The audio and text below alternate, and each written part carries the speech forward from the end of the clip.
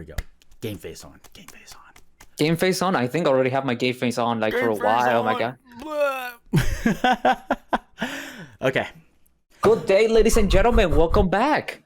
How's everybody doing? How you doing? Yeah, welcome back, dude. I'm doing well. Hey, everyone. Before we get started, I want to tell you about Buzzsprout. So here at the SoI Gaming Podcast, we decided to go ahead and do a little research to see who would be the best host for our little podcast. And Buzzsprout had everything we were looking for. Buzzsprout was on the top of so many podcast hosting reviews, and it simply made the decision very easy for us. The process of launching, promoting, and tracking our podcast has been nothing but easy from the start. They also offer a multitude of guides to get your podcast going in the right direction, as well as sponsorship options through partners such as Podcorn to move you in the direction of monetizing your content. Join over 100,000 podcasters already using Buzzsprout, like us, to get your message out to the world. Just be sure to check out our affiliate link at soigaming.buzzsprout.com and get a $20 Amazon gift card after your second paid invoice. Woo! That was a mouthful. Dude, that was freaking amazing. Like, Buzzsprout, thank you very much for this opportunity. That's all I can say. Absolutely. So, yeah, Dito, it's been a week since we released the second episode. How do you feel about the podcast going so far? Bro, I'm having a blast. I'm actually enjoying talking about topics itself because I always wanted to be part of a podcast, or as I usually say it almost every time. Right. And you? Literally, you give the best synergy for this type of things, dude. Synergy, you're sorry. I mean, I just like putting as much energy as I can into it. I'm having our first guest on the second episode, Trace and Tyson. They did such an excellent job. Right, just, with the answers. Oh my goodness, like they're just giving us such great answers to the questions we had. And again, I had that Hot Ones question loaded for Nanners, and he answered it so well, and he had no idea that was coming. So I thought that was really funny. Did you actually see that Nanners actually changed his name on Twitter? What? No, his name is What did he change it to? I think the Paranerdic. The Paranerdic? Yeah, that's his new name on Twitter. That's so funny. But that's so weird because that totally goes away from the Nanners and the banana name that he was using for I would say a decade. I don't know how long he truly was using that name, but he used it for a long time. But hey, he's actually going for the persona of being a paramedic and being a nerd at the same time. So I actually appreciate that. I actually heard that so-called paranerdic name a few months back because that was a nickname on Discord. But yeah, the fact that he changed it on Twitter, that actually made me laugh. So cheers, Nanners, if you're watching this. I mean, that's just, I guess you could say, along the trend of a lot of people that are changing their names. Once again, I mean, I used to go by A2CK a long time ago. That was literally the first Twitch name I ever used. And then what? Yeah, I told you this. No, I kind of forgot about that because I actually met you as Arrow, but I heard from other people that it was a recent name change. It's like, damn, okay. Yeah, so I had, it was A2CK. This was in 2015. I started playing H1Z1, and then it went to Arrow because the history of that name, that can stem all the way back to when I used to play Airsoft, which is the little plastic or metal, electric BB guns, essentially, that you can shoot at people as long as you're wearing eye protection.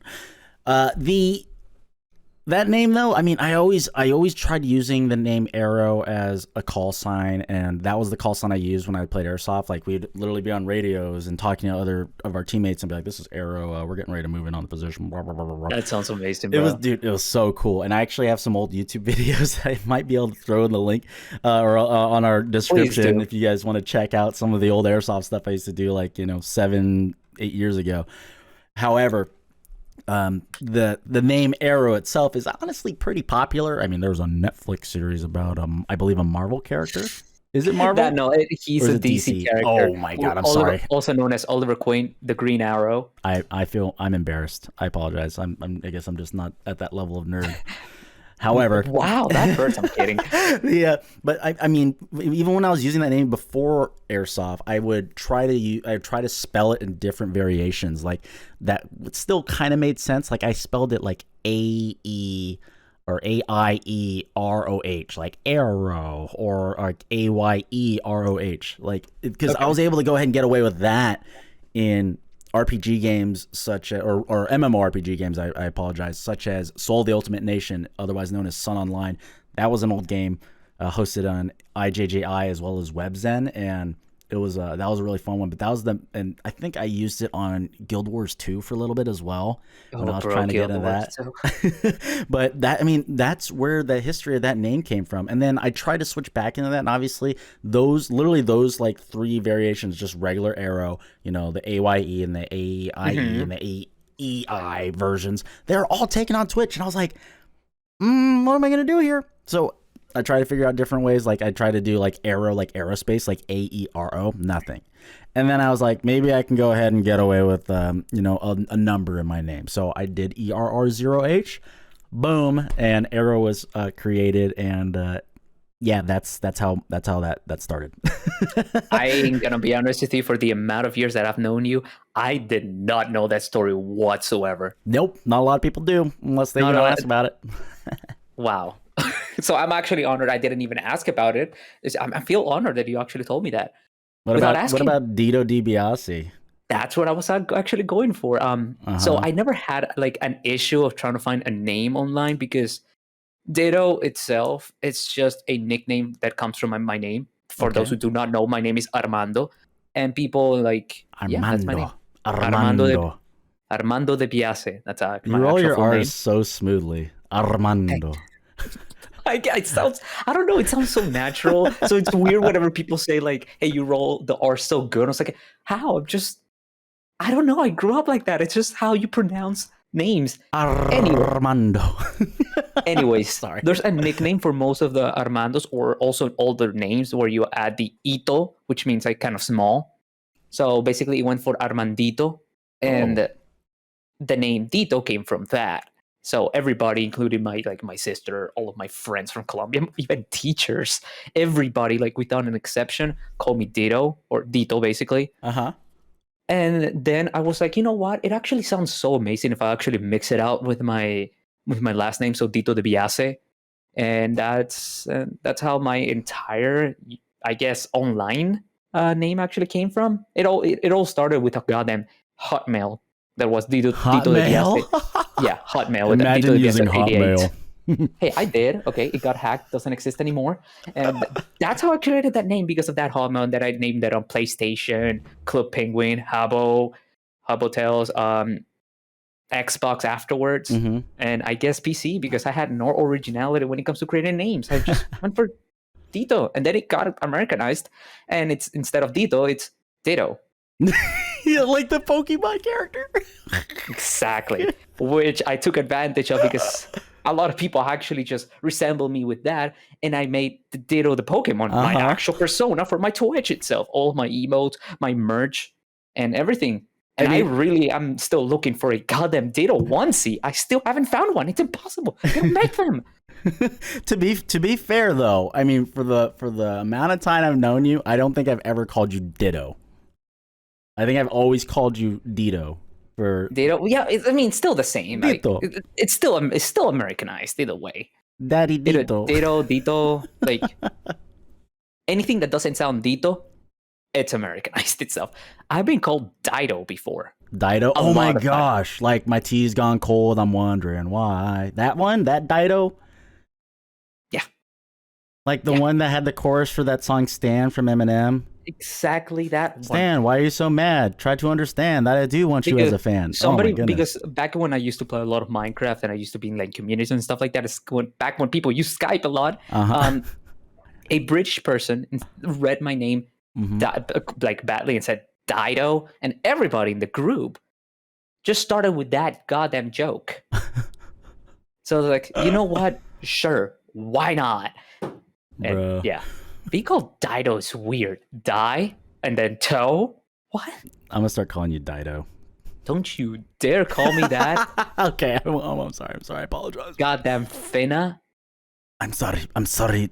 Dito, I can change. I swear to God, I can change. I hope so. I really hope so. All right. Anyways, for those who are currently listening to the SoI Gaming podcast, we are gonna move on to the topic of RPG, otherwise known as role-playing games. Dito, what's the first RPG game that you can recall playing? To be fair, there were a lot back when I was a kid, but the first one I can actually recall, it was a a website RPG itself called Dragon Fable. Dragon Fable? Yes. What's Dragon Fable? I cannot find it anymore, and I like. If you can Google it, I haven't tried finding it. No. But it's a website. It's a website one. It's like a 2D scroller kind of game. Yes, bro. it was an online game, and I used to play it a lot. That was I couldn't recall. That was my first RPG that I spent hours and hours and hours playing, even in class. Did you ever play Adventure Quest? Yes, I did. Did you ever play Mech Quest? Yes, I did. Dude, all those Artix games, my brother was obsessed with them, and I also played them. Like, it was honestly, it was probably one of the first like games I ever paid a premium on. Same. Oh my god, same. Like, for being a Colombian that didn't have that much money, and like the dollar was expensive, and including online games. Like, I was so into that game. I even paid premium. I had so many hours. I think the stories, like everything. I tried playing Mech Quest. I loved it. Dragon Quest didn't. Not Dragon Quest. Adventure Quest didn't play that much. Mech Quest, I guess I did have a lot of hours, but I dedicated myself so much on Dragon Fable. That was my first RPG that I actually adored when I was a kid. That's absolutely bonkers. You just literally threw me back just by me like researching that really quick. I just saw, I was like, why does this look so familiar? Have I played this? And then I looked at the games that they also have created, and then Adventure Quest like popped my head, and I was just like, woo, like flashback. Yeah. Like, it was like that crazy. Can you still play it though? Yeah, dude, it's online. I just looked it up. The thing is, Adobe Flash doesn't exist anymore. I don't know. I mean, we can definitely take a look at that and update the viewers on the next episode. But either way, if you actually open the website, it looks so sketchy. Yeah, it looks like those like ads, that you can actually find by clicking something that you're not supposed to click. Mm-hmm. Yeah, it looks like those type of ads. Like, it's so sketchy and like scammy. Scammy. But no, it wasn't though. It was one of the original ones. That's absolutely bonkers. I'm trying to recall the very first one I've played, and I mean, I understand RPG, you're playing as a character, and I know there's a certain genre that RPG is nowadays, but I want to say it was Pokemon Red version. Like, that was probably one of my very first games I ever played that I would consider an RPG, because you are playing as the character as Red or Ash or whoever you want to call yourself, and you just go on through all 8 gyms in battle, and then go towards the Elite Four, and then beat Gary, otherwise known as Blue. Screw him. Don't forget Team Rocket and Mewtwo. Oh yeah, you always had to deal with them. But that's another weird thing about the Pokemon games, is that you watch the anime adaptation of the show, and however, when you play the game, like, while the character kind of looks like him, they never really necessarily called him out as such. I don't believe in Red, I never faced Jesse or James and Meowth. Like, I don't remember ever going against them. That's the odd thing. Now that I think about it, Pokemon was, if we are actually adding Pokemon into that, Pokemon was actually one of my, I think the first one, because I had a Game Boy Color as well, but I had Pokemon Yellow. Yellow version was the best, dude. Oh my gosh, it was so awesome, because that you had Pikachu, and it actually followed you. Like, that was the best part. You actually fought against the actual Team Rocket from the show and Meowth, but it was still the Red and Blue story. Right. So you're able to get like all the Pokemon. Like, you get the best of both worlds. Yeah, exactly. I just had to do that. Sorry. But it was also like a mixture between like Red and Blue, because that some of the Pokemon generations, either you get this one or this one, some of the Pokemon spawns are going to be different, right? Well, that one had like the mixture between those two in some of the places, and it was really good, I guess. That's the first Pokemon I ever played, by the way, and spent a lot of time. Funny story regarding Pokemon, while we're on that topic still. When I was a kid, so this game came out, I want to say I was probably like 9 or 10 or whatever, around that age. I was going to an elementary school called Van Horn in Bakersfield, California, and we had this friend named Matt, and Matt lived across the street in this house with his family, and we lived on this corner house in Park Stockdale. That was the neighborhood. And I remember one time where I was obsessed with this game. I played all the time, but we all hung out and everything like that. We'd play football, we'd play tag, we'd, you know, play cops and robbers or whatever, pretend guns, pew pew. And I just remember one day my yellow version disappeared. And I'm all like, and the thing is, I wrote my name on all the games. I just put Alex on every game I had for the Game Boy. And I just recall it being gone out of nowhere one day. And I'm like, what the heck happened? Like, where'd it go? Oh, crying. And this kid, Matt, he was actually my brother LP's best friend at the time. And I just remember one time he came over and he had yellow version. And I'm like, oh, when did you get that? He's like, oh, I just got it like last week. I was like, huh, interesting. I lost yellow version last week. And it was funny because I was like, oh, can I see it? He's like, yeah. And he gives me the cartridge, and the entire back is covered in permanent black marker.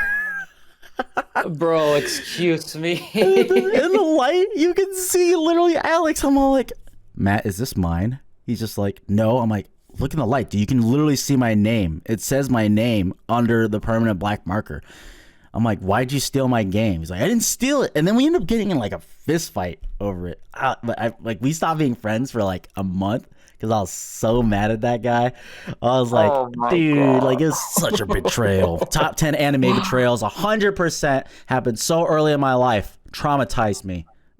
Not really, but either way, I just thought that was such a freaking crazy experience, like having to deal with a friend like that. I mean, he's a good dude in general. Like right now, you know, we got past that, and you know, we were still friends. Things happen, right? Yeah, just things happen. It's a learning event. You know. But yeah, I guess you're right. But that's my little side story. Continuing forward, in terms of RPG games, what are some titles that you have put a massive amount of hours into? Lately or in general? Both? Question mark. Let's start with in general first. In general first, one of the the RPGs that I spent a lot of hours back then was World of Warcraft. World of Warcraft. Oh, the MMORPG. Yeah, the MMORPG. We're moving there into MMORPGs back in high school, and I guess like after, as soon as I moved to the USA, I spent a lot of hours, like incredible amount of hours on World of Warcraft. And non-MMORPGs but regular RPGs, one that I usually used to spend a lot of time on was the Fallout series as well. Especially Fallout 3 and 4. Especially, let's move more into 4 as well, because there was a time where I got like 2 surgeries year after the other. One being one of my tonsils, removing them, and something in my nose, I don't remember. Ouch. I couldn't go to school and couldn't even move itself, and I stayed on my house playing Fallout 4. Actually, no, first Fallout 3. And then when I got operated from my nuts, because I had testicular torsion back then. That's a whole nother story I'm gonna tell later, not today. Okay. Because it's funny. So we testicle torsioning. Yes, we're gonna talk about that again. Anyways, okay. When that happened, Fallout 4 got released, and I was so excited. And you know, when things happen, they operated you from down there. You cannot even move whatsoever from the bed. So you got stuck playing RPG games. Yeah, Fallout 4 as well. Like so many hours in Fallout 4. So yeah, it's something else. And when it comes to lately, there's this beautiful game that got released a few days ago. I will say like hold on. I'm not saying it. We're gonna talk about it later, but I'm not gonna say it. But what's up? But you love it. I'm just. Oh yeah, I love it because I kept playing. I was like, not yet. Not yet. That's why I was asking you like lately and in general. That's why I asked you about it. If that's what you meant, because I thought you knew what game I also got. I know what game you're about to talk about, and we will absolutely discuss that in a bit. Regarding the titles though that have put massive hours into, I think you know, back and you know, I don't really recall playing too many RPG games in my teen years, to be honest. I did did touch World of Warcraft for a bit. I believe at the time they always had a free account. You get to level 20. And that's the furthest I ever gotten. Period. Any time I try to get back in the World of Warcraft, so my brother played it like all the time. He literally, we had a garage and a Mac set up in there, and we'd always be like, "Where's Harvey?" And we'd find him, and he'd be in the garage playing World of Warcraft. He'd always max out level. And remember when Burning Crusade came out, that was a huge like craziness. And in hindsight, I never realized how much me and my brother Harvey were both PC gamers, because my genre in PC game was just completely different than his. I was playing Battlefield 2 and Call of Duty and all that stuff. However, one of the first RPG games I do recall playing prior to getting back into PC gaming was, I want to say the game was called Fable 3.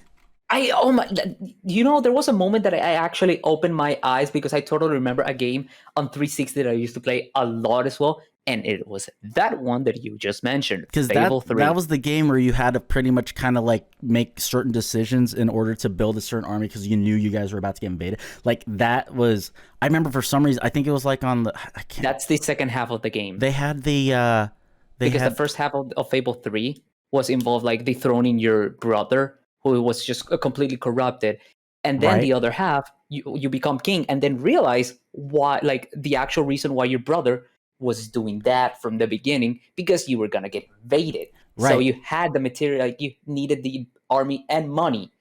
Yep. And in order to do that, you had to be evil. Yep. But if you were good, it was gonna be extremely hard and gonna have some consequences. Exactly. And I love that aspect of RPG games. They've just become so much more complex. But that was like the most complex RPG game I played at the time. And then I just remember the only reason I even stumbled upon it, I believe, I want to say it was like a free game with Xbox Live Gold subscription at the time, because they used to do that all the time. They'd say like, here's the free games you can download on your console, and that was one of the games, the first like RPG I recall fully playing and enjoying.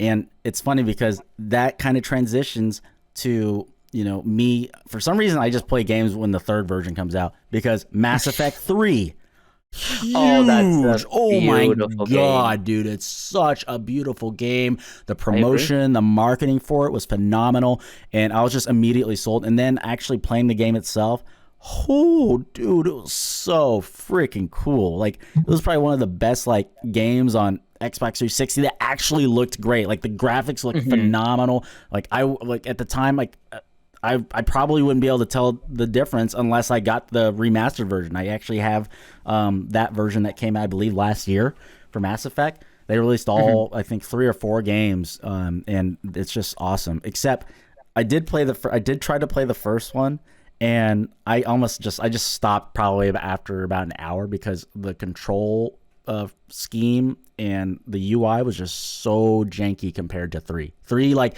I feel like fixed so many things and just made doing actions and the combat, it was so much more fluid. And then Andromeda happened. I never played Andromeda, to be honest. Like I never did that as came well, out, because I heard it was extremely bad when it comes to like how broken it was. Right. I mean, I just had to go ahead and play as my boo femship, you know. Oh my god! But those are some of the games I put the most hours into. I did put a good handful in the Fallout 4. There is a clip, I believe, on YouTube when I was under the pseudonym Arrow of me going against an Alpha Deathclaw. I believe that's one of the creatures on Fallout 4. Yes, they are. It's really easy compared to Fallout 3. I always hated going against the feral ghouls. Those ones were like, they're so fast and they're just for some reason very difficult to kill. But maybe I'm just trash at RPG games. Not exactly.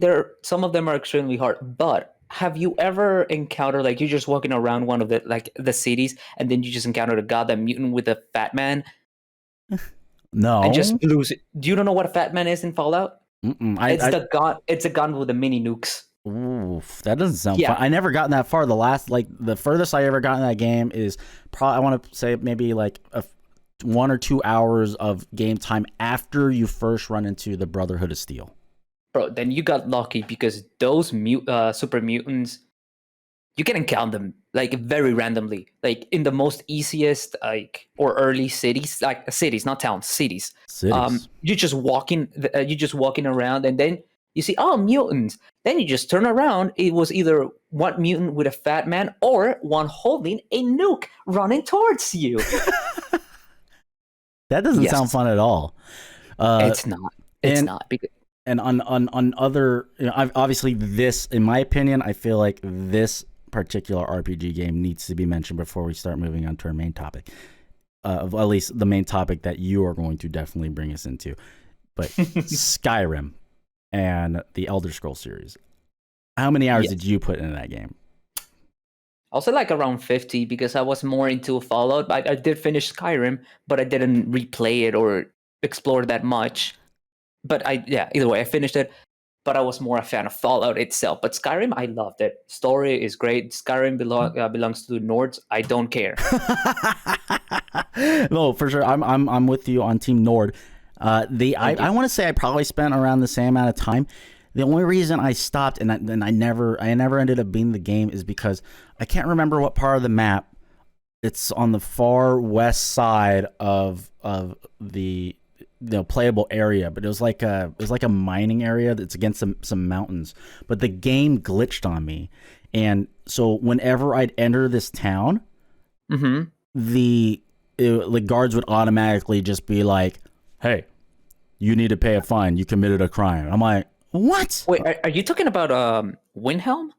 It might have been Windhelm. I don't know. That doesn't sound familiar enough to me. I gotta it's either in the Winterhold area or the East March area. I just remember it was on the far west side towards the Reach. West. The Reach. Markarth. Markarth was it, dude. Markarth. I was for some reason thinking the East. Jesus. yeah. Left to right a little bit. Bro, I haven't played the game in ages, okay?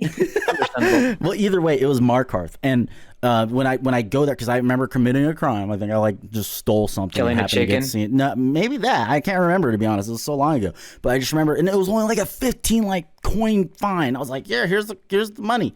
Okay.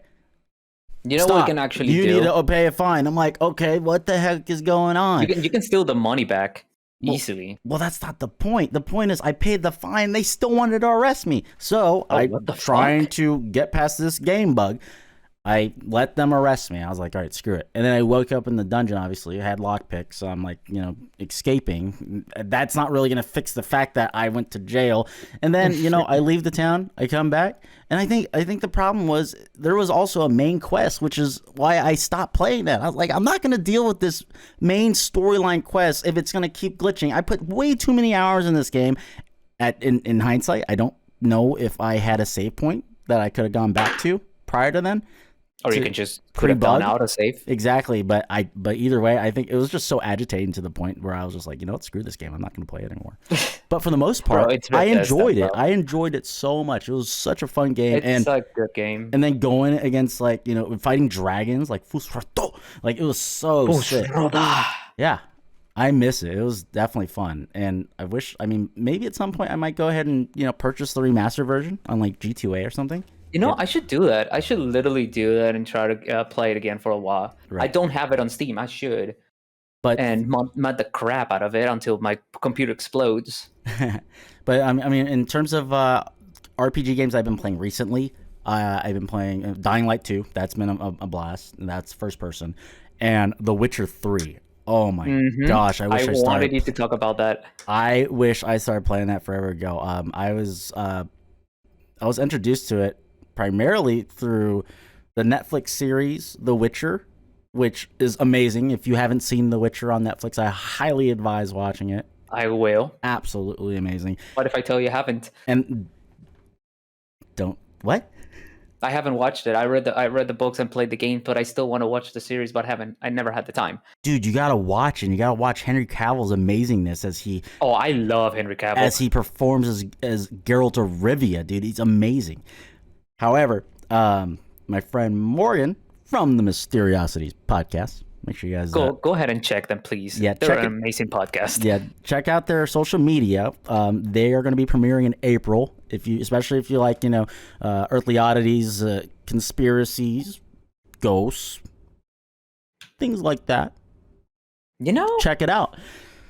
However, I actually have a theory about ghosts, but I'm gonna tell that later, not now. Since we're not talking about it. However, Yeah, The Witcher 3. I mean, it's been such a fun game so far, and I'm terrified to go to Skellige. Like I'm just been leveling up and doing so many side quests, but I feel like I'm running out of main storyline quests to the point where I actually just have to go ahead and get on that boat and go look for Ciri. Like I'm intimidated. Just do it, bro. Just simply go to Skellige. Like the islands. I used to be like that the first time I played, and I was like, but trust me, it's gonna be worth it because obviously you can just simply go back and do the quest, and eventually you have to continue. The game is still long; like you're not even close to being in the middle. And then just one more shout out to a very infamously, notoriously buggy game, also from CD Projekt Red, Cyberpunk 2077. Where you play as V. I recently installed the game again because of the fixes that they actually changed. I reinstalled it too, dude. The game is really enjoyable. They actually finally added water physics. I've been wanting to play it so bad. Like, you have no idea. Do it. You're going to fucking love the game. I love playing really as female V, primarily because I love the voice of Jeremy Lay. Oh, wow. Wait, really? Yeah, that's who it is. Wait, what? Asuna from Sword Art Online and so many more anime characters. No, I mean, I wouldn't know her for Sword Art Online. I don't watch that garbage. I'm so sorry. I'm so sorry for those who watch it. I'm so sorry. It's just that I have a personal vendetta towards that anime. How do I mute you? Don't look. I don't. I'm leaving the podcast. You're leaving the podcast, all right, ladies and gentlemen. Okay, so we gaming podcast is now owned by Dado. Never mind. We actually resolved the issues. No. All the beef that we had was resolved in days and anticipation, and we're now friends again. Ladies and gentlemen, let me reintroduce you guys to SoImAlex. Welcome back to the podcast. Thank you so much. Okay. Anyways, jokes aside, the last game on the list of RPGs that I know my amazing co-host Dito DiBiase is excited to talk about is called Elden Ring. Elden Ring is an action role-playing game developed by From Software and published by Bandai Namco Entertainment. The game was made in collaboration with fantasy novelist George R.R. Martin, who provided the material for the game's setting. I 100% quote the Wikipedia description. Dito, I mean, for me, you know how I am with games, man. I like playing stuff I'm good at. I was never good at Dark Souls, and this is pretty much the epitome of a open world Dark Souls game. I played it for about 40 minutes. I died about 40 times and decided that enough is enough. Thank you, Steam, for allowing a refund. Thank you. Bless you. Thank Gaben. What are your thoughts on the game, Dito? I gotta be honest with you. I totally understand why you refunded it. Me personally, I loved From Software games in general. That's what I meant. I'm sorry, my accent sucks. Yeah, general. Anyways, I love From Software games. From Dark Souls 1, 2, 3, to Bloodborne that I recently played because I didn't have a PlayStation 4 for so long back then, but now I do. I'm playing it and love it so much. And the most hours I spent on one of those games was Dark Souls 3, which I know it by memory. All the bosses patterns are just stuck on my head. And I can even play that game casually. But Elden Ring got released, and it was about time for me to just go for a new software game that I do not know. I'm all empty. The game is hard. The game is really hard. Harder than Dark Souls 1, in my goddamn opinion. But I loved it. The story is amazing. Shit. The lore is great. And when it comes to combinations of weapons and approach to enemies, that's insane. And when you put that, like, Miyazaki and George R.R. Martin. Why did I say Romero? Romero, what is wrong with me? George R.R. Martin. They did an amazing job, and I'm always gonna be grateful for Miyazaki's games. And the freaking music composers of that game just makes every boss battle so unique and beautiful. Yeah, so that game itself makes me rage so much, but at the same time, I just love the challenge. I love those type of games. Dark Souls 3, I love it with all my life, and they incorporated that into, like, that love that they put in Dark Souls 3 into Elden Ring, and in a huge open world is just the best thing I've ever seen. That game, simply, I can put them a 9.8 out of 10. I will give the game a 9.8 in terms of its graphics, but in terms of its kicking my ass, I'll also give it a 10 out of 10 because that game absolutely did kick my ass. It's hard. The game is hard, even though I say it myself. And I thought like I can actually just go for those games easily now that I have it in my mate. No, Elden Ring kicks you in the butt. Like it just grabs a freaking shoe with spikes, says, "Oh, you think you know this game?" and just puts that boat in your face with spikes and just leaves those scars. Uh-huh. That's how I'm just gonna describe it. Also, Does it I give just you want to talk. does it reignite your testicular torsion? I wish, but no. I wish, but no. Yeah. Anyways, I really like. I'm glad that Elden Ring came out because that makes so many people who've never played the Soulsborne game into that community.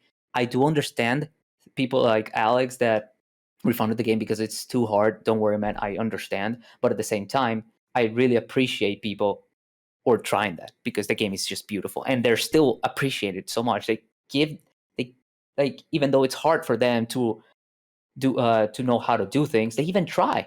And one of my friends who started that for the first time, I'm helping him. I literally like helping him on co-op and stuff like that. He's learning and Right. he's loving the game. Which you could have just told me, and I could have helped you. I could have helped you on co-op as well, my dude. No, man, I didn't want anyone's help. That game, I was just like, okay, this looks pretty straightforward. Dodge, find the pattern, slash attack. But man, I got rocked by that first horse dude on the horse. Oh, you can skip, and he was not. He was an optional boss. He was optional. Well, I mean, I tried skipping. I walked around. He saw me and literally kept chasing me the entire way. I was like trying to do a little duck and roll, and he kept following me and just killed me. I'm just super bad at those games. I admit it, man. I'm not No good worries, at those. man. Play me in Counter No Strike. worries. Totally, no worries, man. No worries. I'm not gonna convince you to go back to the game. Good, because I'm not going to listen to you if you tried. But yeah, I wouldn't say I'm biased because I'm not making anybody play the game itself, or I'm not even gatekeeping others. I just love the game itself. Like, Fair it's enough. beautiful. For those who haven't had the opportunity, go ahead and check out Elden Ring. You can find it on most platforms. Steam. Is it available on consoles? I didn't really look Yes, too far on on that. PlayStation and Xbox. as PlayStation well. and Xbox, so pretty much everything. But either way, give it a go. You might like it. If you're a Dark Souls fan, you'll absolutely love it. For me, I like games that are easy. Like, But hey, I appreciate you giving it a try, though. thanks. And yeah, to wrap up our last segment, something that we haven't touched into yet is it is in our podcast description, but live stream drama. Dito, this is, I feel like, more of your wheelhouse because you keep up with more of this information than I do. And let's start. From the research I've done, there has been a good handful of changes, primarily in Twitch's terms of service in the last I want to say half decade, maybe even more than that. When I started streaming in 2015, 2016, there were streamers that were getting banned for literally twerking on stream, like Pink Sparkles. I remember she was like, I think she's a Swedish streamer, and she lived in Sweden back in the day, I think. And I just remember one time she was like, she started dancing and then she started twerking on stream. She was fully clothed and everything too. And all of a sudden it's just like ban hammer. The Twitch gods themselves banned it. And then I feel like a lot of the changes started occurring after Amazon acquired Twitch. Does that sound accurate to you? It does actually sound accurate. I believe you can go ahead and kind of drive the boat from here. Let us, tell us more about what your thoughts are on some of these controversial, I guess you can say, streams and categories. Let me just start with, like, I wouldn't say this is actually Twitch drama, but of how actually Twitch changed itself throughout the years. And I will say it all started with the over sexualizing. Not that I'm actually like saying it's bad or anything. It's just that over sexualizing things on Twitch and taking advantage of some of the people itself. So it all started with that. Right. and there wasn't a category with that whatsoever. And streamers like, I don't know if you remember somebody called Soy Burger. Zoe Burger. Yes, I thought Soy Burger. I She thought you was an said Zoe Burger for a second. I was like, Zoe Gaming, Zoe Burger. no, like Soy Burger. She was an extremely controversial thing. In like first she was on YouTube and then to Twitch. And she got banned on Twitch, moved to YouTube, and then disappeared. And she was Wow. like the actual topic to talk about from most of the commentary seen on YouTube itself, such as Leafy, Keemstar, Pyrocynical. All of them were talking about it. And she Right. took that cloud and just increased her fan base with, I'll say it, horny people itself. That was her actual audience. Do you think that's where the terminology simp like originated during that time period, or was that more recent?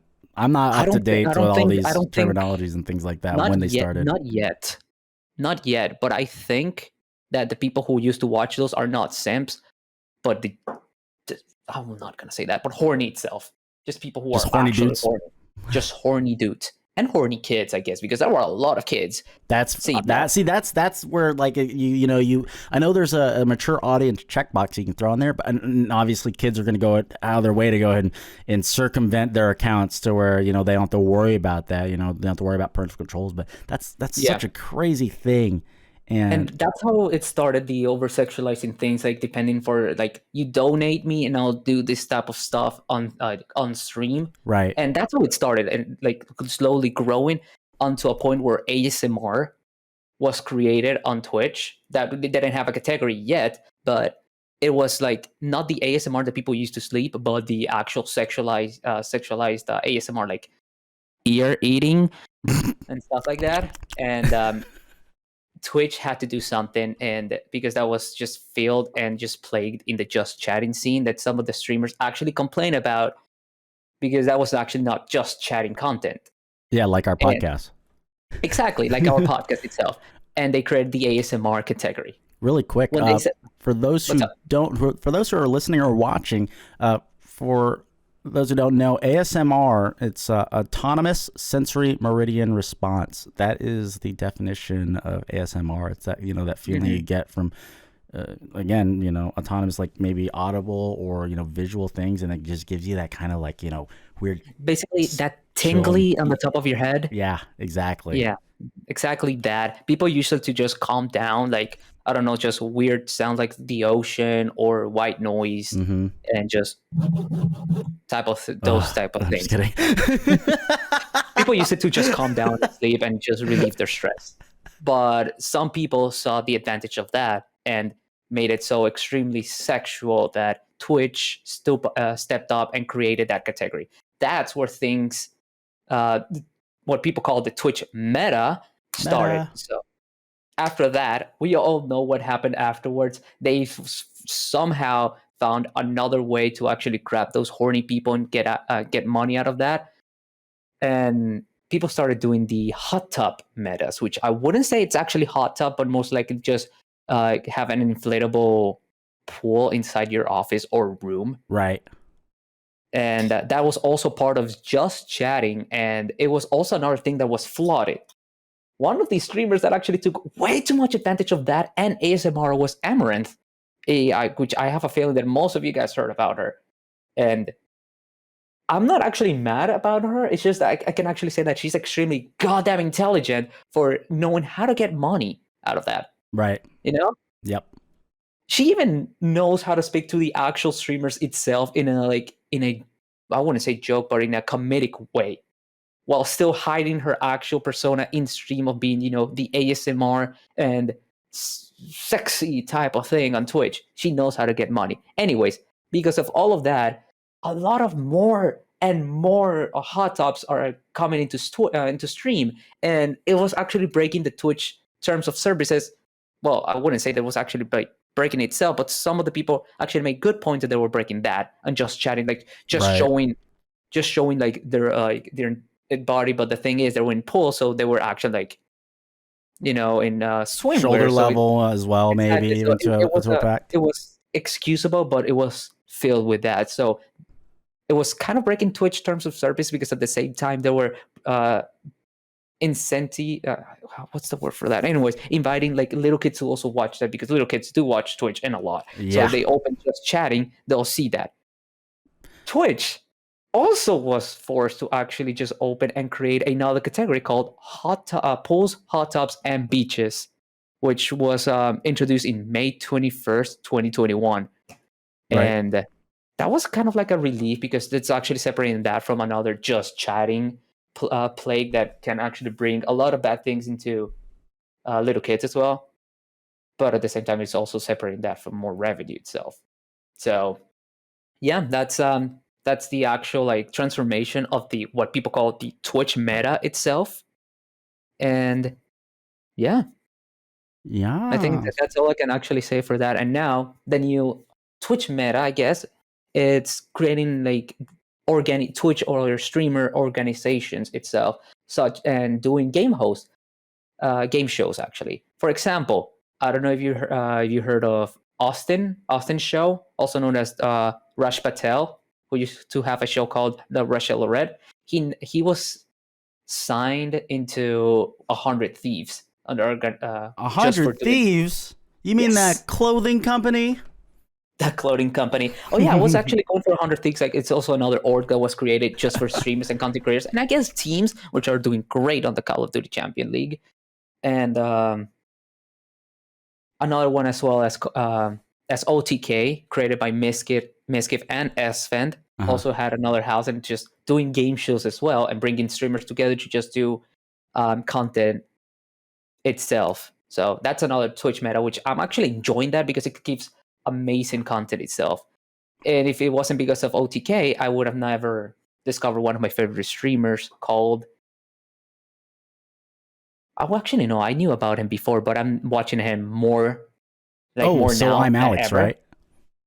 Sure. So I'm Alex, right? I was about to say Lugwood. Lugwood is not part of OTK, Mm-hmm. but he's friends with a lot of people from both OTK community and the 100 Thieves community. So I'm watching him more because he's doing amazing content. Same goes with Miskiff. Like, Gotcha. yeah. I mean, so and on that topic, and this will be the last topic, and which we will end off.